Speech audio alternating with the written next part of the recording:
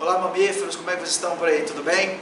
Então, nesse período aí que a gente está pegando para ficar mais em casa, né, evitando aí o contato com outras pessoas, evitando aglomerações, justamente por causa da questão biológica, né, a gente está aqui inclusive para discutir uma questão de biologia de um simulado antigo do SAIS de 2018, aproveitando esse momento que a gente está pegando para descansar, evitar aglomerações, a gente vai continuar nosso trabalho aqui na reciclagem educacional, vai continuar mantendo o nosso foco, porque afinal de contas o objetivo de vocês ele está ali na nossa frente. A gente não pode deixar, nem para um advento dessa situação, da gente não poder realmente ter aulas presenciais, a gente não pode deixar de perseguir o nosso objetivo, né?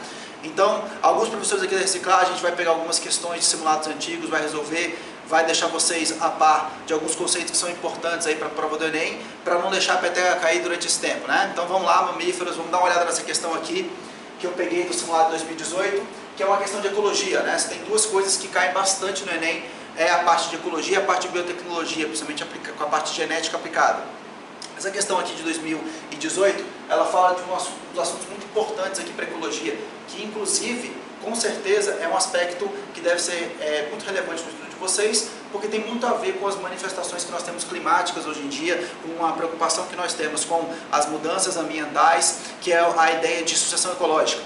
Tá? O que a gente tem que entender? Primeiro, antes de a gente começar a discutir esse conceito, vamos dar uma olhadinha na questão em si.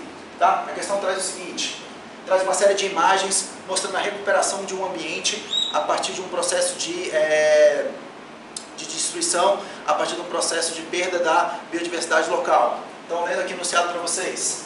A imagem a seguir é proveniente de uma mesma área em regeneração, na floresta atlântica do litoral do Paraná, entre os anos de 2003 e 2008. Então, para a gente entender, ele vai perguntar depois nas opções, as alternativas, qual é o conceito relacionado a esse processo de regeneração. Aqui já podemos ver, nós temos aqui nicho ecológico, potencial biótico, sucessão ecológica, radiação adaptativa e resistência ambiental. Depois a gente vai voltar um pouquinho de cada desses conceitos, mas a ideia, já adianto para vocês, do gabarito dessa questão, é o conceito de sucessão ecológica. Vamos explorar um pouquinho esse conceito, porque ele é muito importante, de extrema relevância aí para toda a parte de ecologia que é cobrada demais no Enem, muito aplicada.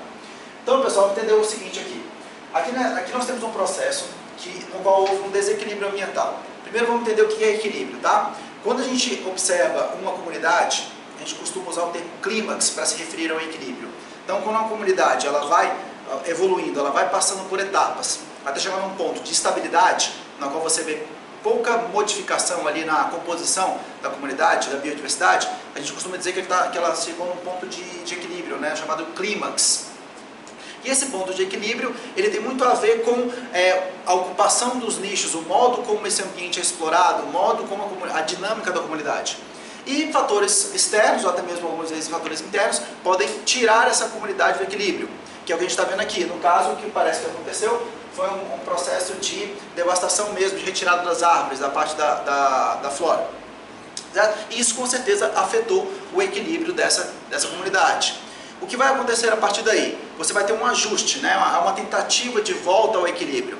Temos que entender também que a ideia de equilíbrio não necessariamente tem a ver com nossa ideia do que é bonito, do que é feio. Tá? Muitas vezes quando você vai pensar no equilíbrio, você acaba pensando numa floresta tropical, uma floresta bem vistosa, nunca vai pensar num deserto, não vai pensar, né, talvez num pântano, num mangue, mas o fato é, todas as comunidades que não apresentam muita variação ao longo do tempo, elas estão de fato no equilíbrio.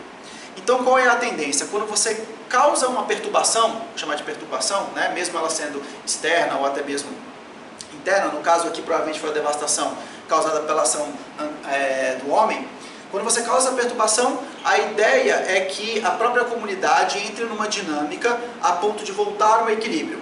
Ao longo desse processo você vê o quê? Você vê uma mudança de paisagem, você vê uma mudança na composição da comunidade, que é o que a gente está vendo nas sequências de fotos de 2003, 2004, 2005, 2008.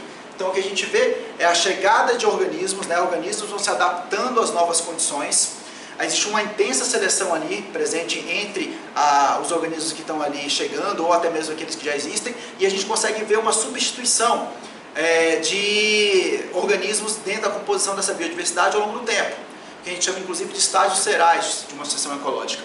Né? Então esse processo ele vai acontecendo, espécies vão se mostrando cada vez mais adaptadas àquelas condições, vão explorando de uma maneira mais eficiente diferentes nichos ecológicos, e aí quando chega em determinado momento você vê uma certa estabilização, que é o que a gente está vendo aqui na figura de 2008, na foto de 2008. Aqui nessa adaptação a gente diz que novamente chegou-se no clímax dessa comunidade. E aí a ideia é que com o passar do tempo, e você não tendo novas perturbações, a gente vai manter essa biodiversidade, vai manter, inclusive a gente pode fazer isso, associações com outros conceitos da ecologia, como produtividade, né? Esse é um momento que a gente costuma dizer que a produtividade ela é toda consumida, né? A gente costuma dizer, inclusive, que a produtividade líquida, num momento de clímax, tende a zero, ou seja, tudo que é produzido vai ser consumido pelos próprios organismos autótrofos dessa comunidade, como também pelos organismos consumidores, certo? Vamos dar uma olhadinha de novo nas opções, só para a gente entender exatamente quais são as opções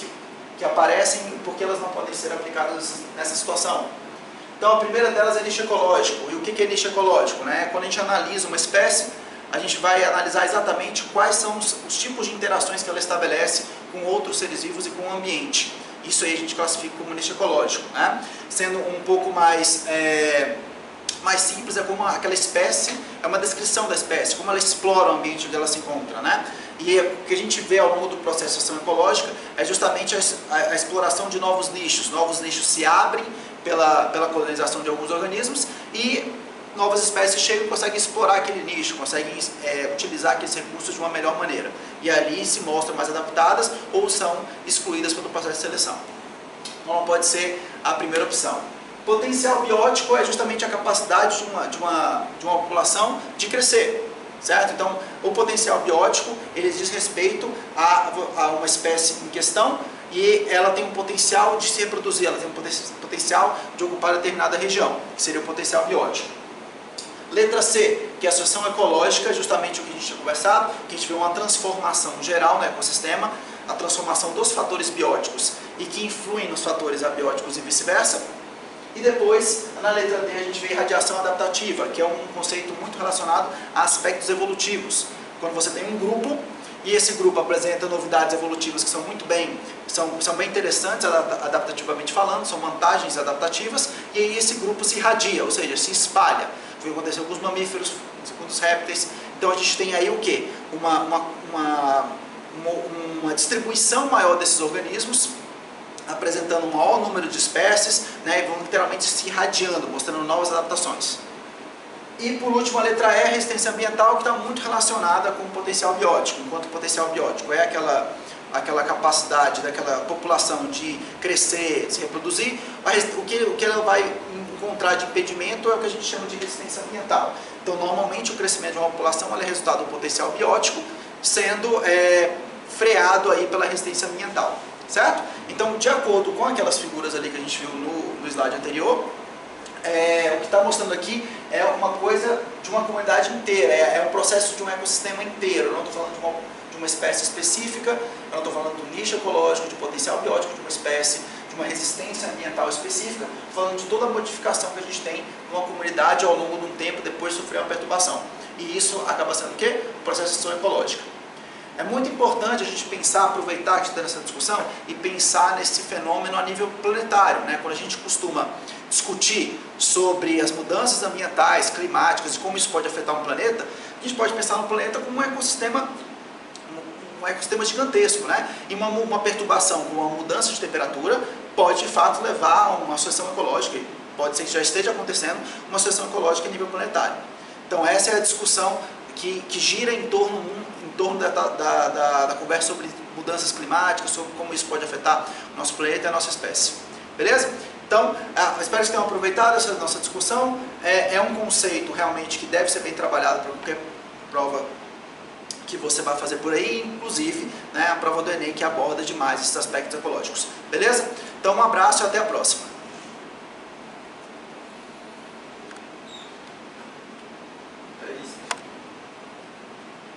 Parou? Vai aqui. Epa, acho que não, mas depois é. Tô aqui, ó. Peraí.